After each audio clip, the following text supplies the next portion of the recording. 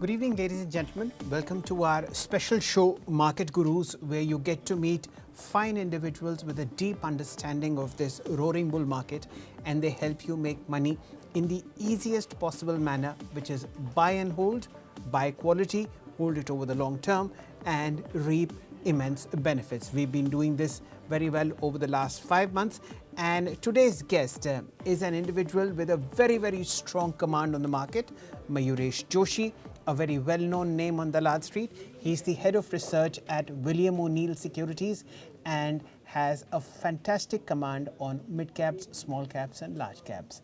A very warm welcome to you, Mayuresh. What a pleasure to host you at a time when markets are making one record after the other. We saw 70,000 today on the Sensex intraday, as also 21,000 on the Nifty. What is your view on the markets from now on? Thank you so much, Shelji. It's always a pleasure being on your shows. Yes, I think a momentous day for the market, and every passing day we are touching and scaling new highs. But just the perspective in terms of the positioning, and a lot of experts would have probably alluded to the same facts. But India probably stands out as far as macros and micros are concerned. A large event, which was the state elections and the political mandate thereof, has probably given a huge leeway for the markets in terms of what can be expected from the general elections 4 months down the line, and a very clear political indication over the next 5 years in terms of stability. As far as the economic statistics are concerned, India stands way ahead in terms of not just its peers, but also the developed economies. Case in point, look at our GST numbers. Look at the direct tax numbers, which are expected to touch 19.5 lakh crores, exceeding the 18.23 lakh crores that has been mandated out in the budget. So that extra space of a lakh crore definitely gives the government some space to probably have incentives put in place, either on the rural side, because you've seen deficient monsoons and rural consumption needs to come back very strongly, or even bridge certain gaps when it comes to deficit financing. And keeping in mind also that in spite of all this, the fiscal deficit glide path will be on the downside. Earnings very supportive for the market as we speak. And if one assumes and presumes US markets to have a very soft landing, European markets recovering on macro data points, the export-oriented sectors should not have so much of a fall as far as earnings is concerned, as was presumed in the beginning of the year for the next year per se. So even from a forward valuation, Nifty around 19.5, 20 odd times, which is the mid valuations, even on a standard historical average. So yeah, sweetly placed the Indian markets. We are having the bull run, which is expected to continue as we head into Jan, because there we'll start speaking about not just the interim budget, but also the pre-election rally that can probably unfold like we've seen in the past 4 election pre-election results that we've probably seen. Okay, let's drill this further. Mayuresh, now comes the difficult part. The broader picture has been drawn by you that this rally has legs, and for various reasons, whether it is the continuity of the government after 3 strong election wins, or a very strong tailwind when it comes to tax collections and earnings growth, we are here to stay. Now, what to do? We've seen a fairly sharp outperformance by mid caps and small caps over the last 8-9 months or so. But large caps have been quiet. They've started to move only in the past 1 week. For fresh deployment of funds, what's the way ahead? So yeah, I think that's the million-dollar question, Shelji. And mid caps and small caps compared to large caps, the valuation premium has expanded even more in favor of mid and small caps. That's where I think a lot of interest lies within the ultra HNI, and even the retail category to a large extent. Also, a lot of FIs probably are missing in action as far as the broader market is concerned, purely because of liquidity that these stocks probably offer, that they like to buy and sell in bulk without having much of a price impact. But as we speak, and you're absolutely right, I think the large caps do offer that margin of safety that fresh investments probably need when markets are at an all-time high levels. And with all the backdrop that we are speaking about in terms of expectations of how earnings will play out, the capex recovery, the manufacturing theme, the infra growth story that India possesses, large caps do offer both that margin of safety factor compared to small and mid caps at this juncture, as well as stable earnings growth. In fact, where the markets might probably have some kind of headwind probably going ahead, or if there is some leg of correction that probably happens, that comfort probably stays with large caps. So yeah, I think if a fresh 100 rupees getting invested, I think a large part of that 60 to 70% probably should go into large caps as we speak, and the rest can be spread over in small caps. Okay, large caps it is, which will account for 60, at least a 60% chunk of fresh inflows. Just one data point before I drill Mayuresh further. The Nifty, if you look at it on a year-to-date basis, is up about 15%, which is a fairly decent gain when you look at the compounding that's happened over the last 20 years. The mid-cap and the small-cap indices are up 43 and 42% respectively. So that's the relative underperformance that the Nifty has to do. This is not to say that Nifty will do a CAGR of that level, but you can well see how money has moved into mid caps and small caps over the last 8 odd months. Mayuresh, two large picks from the blue chip space you could extend the traction to, say, the NSE 100 index. Where would you put in that 50 to 60% money if you were given the choice to pick up just two large caps? So L&T, Ultratech, and I'll add one more, Maruti. I think all three are probably looking very, very decent at this juncture. Obviously, the underlying story is very well known for all three of them. The thesis is very simple. I think the kind of manufacturing growth that can get expected in the next 10 years is going to have a multiplier effect on not just large caps, but a large part of the market within this ecosystem as well. But large caps, as we always say, have the advantage in terms of size and scale. So they can maneuver market conditions pretty well over the next 10 years. It's not going to be a linear move. You're going to find periodicities where global cues, where there is going to be hiccups as far as earnings are concerned over the next 10 years. But they can navigate these 10 years very, very well.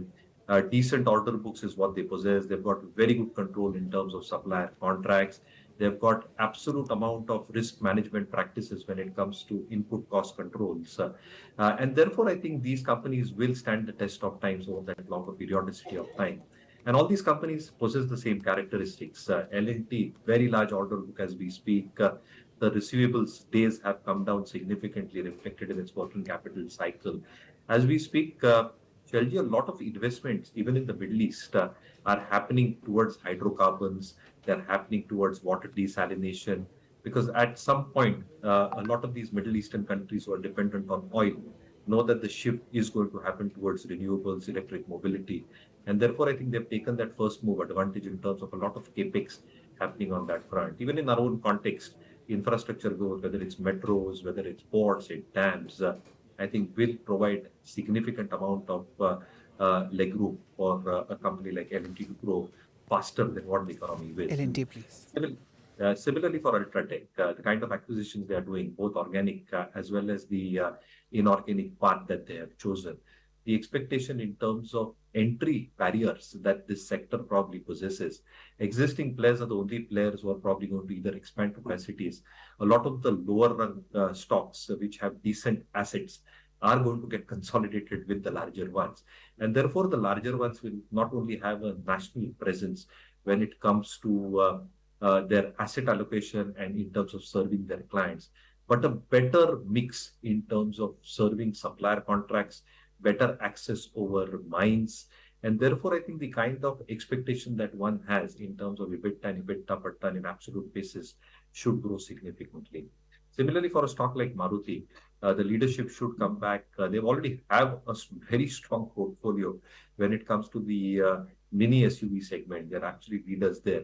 And as more rollouts happen, as India adjusts to the entire EV theme, the EV infrastructure picking up as well, with the kind of distribution that Maruti has, it becomes a game changer of sorts. A lot of companies will not be able to match the scale in terms of the dealer distribution and service network that Maruti has.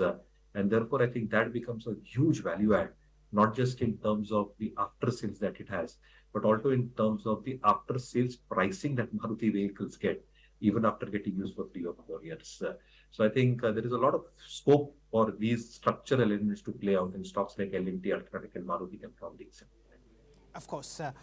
Just a bit of an aside, you already have a record high on L&T, 3358, a record high on Ultratech Cement. This is India's largest cement player, and at 2.5 lakh crores in terms of market capitalization, given the market share it has in terms of the overall cement space, it's still lagging behind even if it is at a record high. And of course, Maruti, just very recent entrant in the 10,000 rupee space.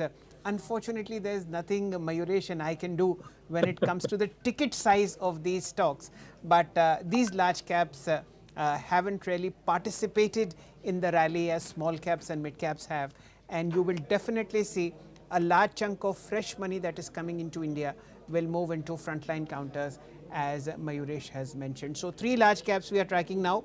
Maruti, India's top car maker, Ultratech, the top cement maker, and the biggest infrastructure play, L&T. Mayuresh, let's shift focus, and the reason why I point out railway stocks to you is that additional expenditure is coming from the government side to boost this infrastructural segment. We've seen wagon makers, we've seen financing companies, we've seen rail track companies move to very, very strong record high levels. What, according to you, within the railway SPAC will still attract fresh funds from these levels? So again, very interesting space. And in my opinion, again, a stock like Texmaco Rail, as an example, Shelji, can perform exceedingly well going forward as well. We've obviously seen its peers, Titagar Wagons, do exceedingly well in the past 1 year. But the logic here is again very, very simple. If you just look at the balance sheet dynamics of what Texmaco has done in the past 5 years, there has been a very strong recovery in the past 1 year. The expectations in terms of balance sheet repair is seriously and earnestly on. At the same time, when you're probably looking at the kind of orders that can come through for metro coaches, for wagons, for rolling stock, and again, the repairs and maintenance of the existing pack as well, there is going to be huge incremental demand which will keep on flowing in. Now, do they have the capacities to probably suffice this demand to a large extent? And the answer probably remains in terms of their fixed assets that they possess. The expectations in terms of fixed asset turnover going increasingly better and utilization levels improving at their plants along with cost optimization. I think that's going to be a huge value add. And as we point out, the operating leverage still has to get meaningfully played out in a stock like Texmaco Rail. Yes, I think it's almost doubled also in the last 9 months. But I think any declines onto this stock becomes a very accretive proposition in terms of all the facts that are probably put out. What probably transpires with a good top line growth with an improving margin profile gets reflected not just on the profits, Shelji, but also in terms of the cash flows that these companies will report. And deleveraging can become a very, very serious aspect here. As that keeps on happening, the return on invested capital and the additional cash flows that goes back into the company as growth capital can fuel further growth as far as ROEs is concerned. So I think that entire take in terms of Texmaco within the railway space can actually spur a lot of earnings growth as far as this company is concerned. Generally, rail stocks do have a structural tailwind with them. Okay, and the point I want to make in comparison of Texmaco Rail with the Titagar Wagons is that about just 3-4 months ago, Titagar was quoting at about 220 rupees, now at about 1064, and this huge demand has resulted in a very, very high allocation of QIP, which was for about 1,000 crores for Titagar Wagons, which came a week ago. So this is something that you need to watch out for. Companies are actually in the railway space raising fresh funds in anticipation of extreme order flow from the side of the government, which is boosting infrastructural sector as far as the broader economy is concerned. So 4 stocks now, L&T, Ultratech Cement, Maruti and Texmaco Rail is what Mayuresh prefers so far. Let's shift focus as far as markets are concerned, Mayuresh, and pay attention to the recently listed space, renewable energy, and the power sector. These are two spaces which have, over the last 15 days, attracted immense investor inflows as well as trader interest. I'm talking about Tata Power, NTPC, I'm talking about the renewable energy financing space via the PFC and the REC space. How do you see the power sector panning out, and any picks that you'd like to share from here? Absolutely. Again, a phenomenal structural story as we speak, going from thermal to renewables, and the targets that have been put forth by the central government of achieving 280 gigawatts by 25, 26, and almost 500 gigawatts by 2030. The entire ecosystem, Shelji, is going to be on the radar. So whether you are having generators, solar, wind, hydro, or a mix of all these, transmission players, EPC players, as well as the financiers who probably suffice the requirements related to this. Having said that, even on the financing part, we were extremely bullish on stocks like PFC, REC. We held them for a long time in our portfolios. Obviously, I think the structural aspect here is valuations, if you compare them 10 years historically, will look very, very expensive. But I think a lot has changed in the last 5 years, and what is going to happen in the next 5 years. 30 lakh crores is a figure that is being pegged in terms of the overall infrastructure related investments related to power and the entire transition, as I mentioned, from thermal to renewables. And within that, 12 lakh crores will be financed by power financing companies. Now, the recent kid on the block, it had hit upper circuit today, but a large element in terms of loan growth that can go through in the next few years is going to be exponential. Even PFC, REC, which have been lagging in their loan growth, can actually show tremendous growth in double digits as we speak. Because the government is one of their only receivables or one of the largest receivables of sort, the question of delinquency probably remains very, very marginal. And therefore, the NIMS growth that these companies can post can be phenomenal, can be maintained, and with rate cuts down the cycle expected in the next calendar year, the expectation is NIM expansion that can also play out as we speak over the next few quarters and years. So I think anybody holding on to these stocks along with the huge dividend yield that they possess is probably something that they can probably continue. Fresh investment pullbacks, not too expensive even as we speak, both PFC and REC. And therefore, this entire theme can be expected to do well. Even the generators, as an example, Tata Power, it's been in the news over the last few weeks, but any pullbacks out there can obviously be taken as an opportunity. A lot more is changing in terms of both their assets that they've probably got. The Mundra asset is expected to probably start performing at some stage as we head into the next few years. And as the overall T&D losses start coming down, the entire play in terms of margin improvement and ROC improvement will get played out. So yeah, look at these financiers on declines and Tata Power. Okay, so Tata Power is one of the picks on this particular space. The kind of rally that we've seen on Power Finance Corporation and REC, both public sector enterprises looking at the financing part of the power sector, whether it is in the rural space or in the urban space, leaves one breathless. These are the two best performing stocks within this particular segment over the last year to date. More than double is what we've seen on PFC and REC, which is 100% rise over the last 7-8 months. Mayuresh, a touchy topic here is the sharp burst of pricing as well as oversubscription that we've seen in the IPO space. Tata Tech, which was a blowout listing as well as a very well accepted IPO, set the trend. And this week we have 3 more IPOs coming in. One which is a pen maker, the other is a non-banking financial company in the space of providing home loans, as also again something to do with rocketry, a cryogenic engine maker. This space is red hot, and the SME IPO space is super red hot. Any warning signs that you see here which should make investors a little edgy, a little aware of the risks associated with such IPOs? No, so I think one, you need to understand what the company is doing, the business model, and it's very difficult for a normal retail investor to comprehend financials in a very complex manner. Therefore, I think if it's comprehensible to understand the business, very simply put, I think that is the businesses that you should be investing. Obviously, what we've seen is the entire FOMO effect. A lot of people are feeling that they have missed the rally, and probably they are way behind in terms of how to probably get into certain stocks and recover a large part of whatever they missed in the rally. But I think what the companies are offering, at what valuations are these companies coming through? What are their peer sets?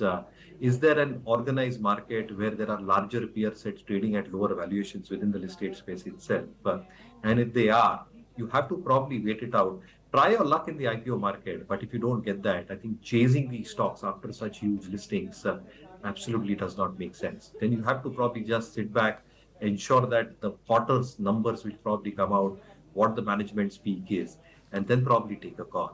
But just rushing in, if you've not got an IPO at whatever price it opens up, just because you missed out on the IPO listing or filing, just does not make sense. I think it's about patience, as I've always maintained.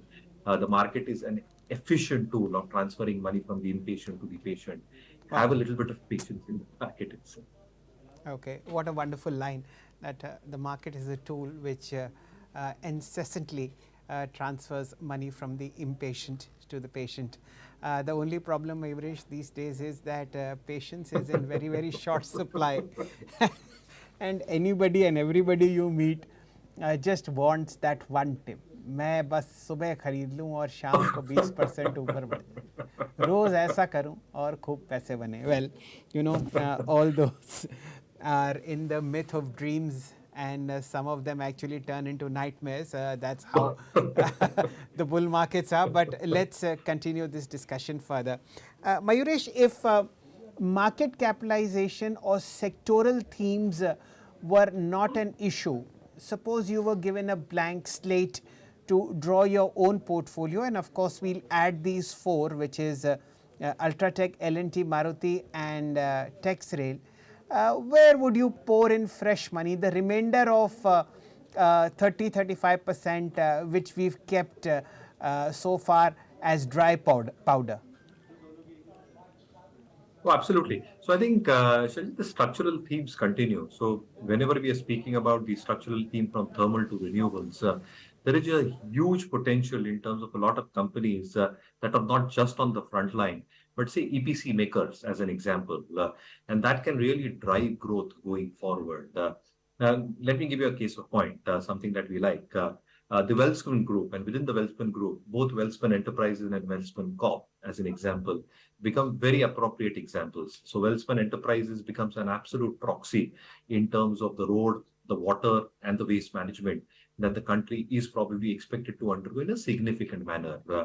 Roads expected to be growing at a pace of 45 kilometers in the next financial year, and for the better part of the next 2 to 3 years. When it comes to water and waste management, hardly 1/3 of the waste is probably treated. But even water, the kind of allocations that have been done, 3.3 trillion rupees for urban water infrastructure. You've got 60,000 for the piped water infrastructure that we've got, and almost 12 trillion in terms of the rural infrastructure itself. It's an appropriate story in terms of how these water EPC players can actually gain a lot of interest as we speak. And therefore, with a very solid balance sheet, with very little working capital days, cash-rich balance sheet, the expectation is that the earnings growth for Welspun Enterprises, as an example, can be phenomenal. Similarly, for Welspun Corp, I think the order book in terms of their line piping business, as an example, which then becomes the front end for what Welspun Enterprises does in terms of actually laying down the pipes, whether they are stainless steel pipes, whether they are DR pipes, which probably carry both oil and gas, which carries water, as well as waste water as well. I think those become very efficient. And it's not just India, as I mentioned in my opening remarks. They're executing a lot of projects as far as Saudi Arabia is concerned. So Aramco is going after a huge project in terms of desalination. They're pouring in $15 billion for desalination. They've got 1.8 billion Saudi Riyal order book as far as that part of the market is concerned. Their debt has come down very meaningfully. Obviously, the stock has moved up quite significantly, but these are some structural stories which can get played out. When you're talking about capital goods and manufacturing as a theme, my entire sense is that capital equipment players, a stock like Action Construction has done phenomenally well. Something like a Sangvi Movers can be kept on your radar if it comes on declines, because the kind of asset additions that these companies have done is phenomenal.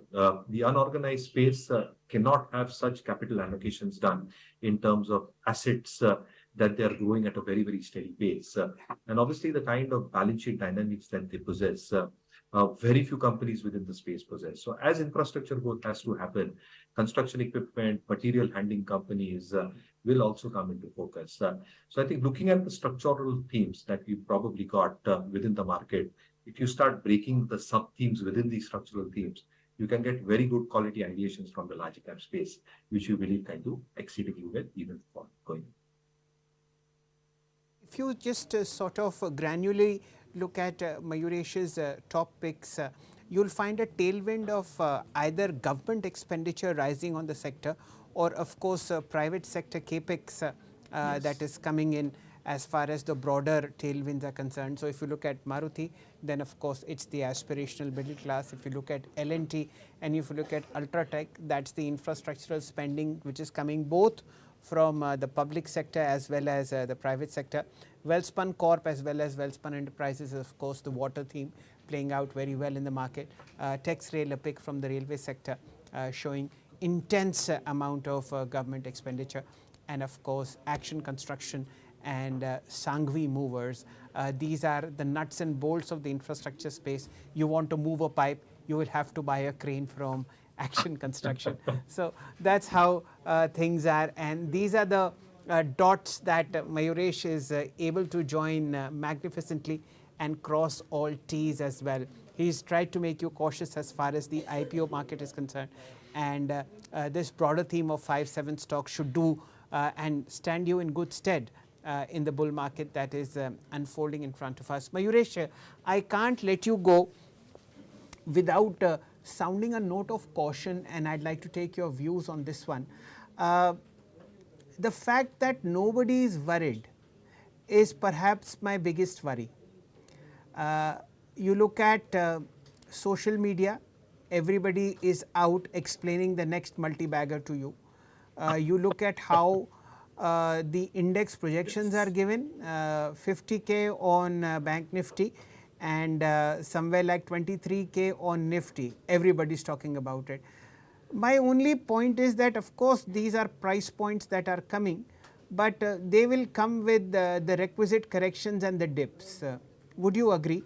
And what would be the note of caution from your side? What keeps you awake at night? Yes, so I would totally agree. I think the only point that is missing is that I sleep very peacefully, Shelter, because I know that investing in quality companies is ultimately going to pay long-term dividends. So I think stay with quality, stick with quality. At some point, corrections are going to come, and therefore we always have one eye on the lookout in terms of the global macro risks that global markets are facing and the risks that Indian markets will face. And very quickly, I'll point out 2-3 issues that you should keep on your radar as well. One, I think in terms of the soft landing, I think it's everybody's concession. I mean, it's everybody's view that there is going to be a soft landing and rate cuts are just around the corner. Our take is that if you probably look at the balance sheets of a lot of US mid, regional and mid banks, they're actually sitting in terms of more than 600 billion in terms of M2M losses as far as their bond portfolios are concerned. What you're seeing in terms of the real estate mess in China, Evergrande, we're talking about it. But if it goes through a liquidation phase, there's another $1 billion of assets that these banks will probably have to take a hit in terms of balance sheets. So let's not forget that if this periodicity of holding rates higher for longer might actually hurt US banks at some point of time. And that can create a huge multiplier downside effect as far as the consumption patterns are concerned for the biggest consumer market in the world, which is the US market. So this is one risk one should not forget. The second element is in terms of our fiscal space as well. Though I mentioned that we do have some headroom in terms of the fiscal space, as Nilesh Bhai always says, we should not score a sell goal. So what we are trying to do in terms of our policies, we should not go overboard in terms of our policies when it comes to subsidization, when it comes to incentive giving, so on and so forth. And if the global market, specifically the US market, goes into a larger downspin because of all these factors that are probably playing out at this point of time, the hope is it does not. But if it does play out, you are going to get some kind of a meaningful hit as far as Indian markets are concerned. Should that be a worrying sign? I think macro-wise, India still stands out, as I said. Micro-wise, India still stands out. China is going to take a long time to recover.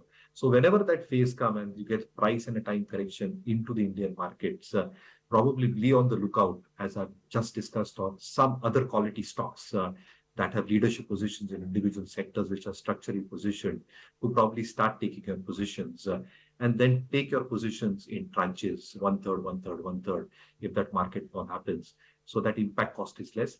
But then as the market recovers, so the next 2 years, 3 years, humongous amount of money can be made, and your ROI can be high, far more higher than what you can probably think. Okay. So, ladies and gentlemen, Mayuresh sleeps very well and very soundly as far as sleep is concerned. And another good fact that you need to decipher from his wonderful understanding is that all pain points are not local, they are global, which is, of course, the US recession, if it happens, and the problem in the real estate space. Fiscal prudence, yes, some questions are now coming. Given the fact that the national election is now a couple of months away, and that political parties might choose the easier way out of what has now come to known as handing out reveries. Be that as it may, that is not something which a business channel should be worried about immensely. At the moment, it's a roaring bull market, ladies and gentlemen. Enjoy it as Mayuresh Joshi does. And I'll just repeat his top picks that he's taken. In the large cap space, it's L&T, Ultratech Cement, and Maruti. In the mid cap railway space, it's Texrail, which is Taxmaco Rail. You have NTPC and Tata Power in the power space, as also Action Construction and Sanghvi Movers in the nuts and bolts of the infrastructure sector. And I also wish to mention Welspun Enterprises and Welspun Corp. These are group companies which also answer the water theme. Mayuresh, as you know, I maintain a diary in which I note down all fundamental picks. I'm going to make the entry of this 11 stocks and keep checking them with you in terms of entry prices if there is a dip. Ladies and gentlemen, I'd like to thank Mayuresh on your behalf for this wonderful 30-minute conversation where time just whizzed by. That shows the depth and control of understanding that Mayuresh has on large caps, mid caps, and small caps. Thank you, Mayuresh. What a wonderful discussion it was. Thank you so much, Shelji. It was always a pleasure, always will, and thank you so much for inviting me. It was an equal pleasure at our end as well. Thank you. So that's it, ladies and gentlemen. Time draws to a close on this wonderful episode of Market Gurus. But stay tuned to Business Today Television for the best that there is as far as news is concerned from financial markets. Have a good evening.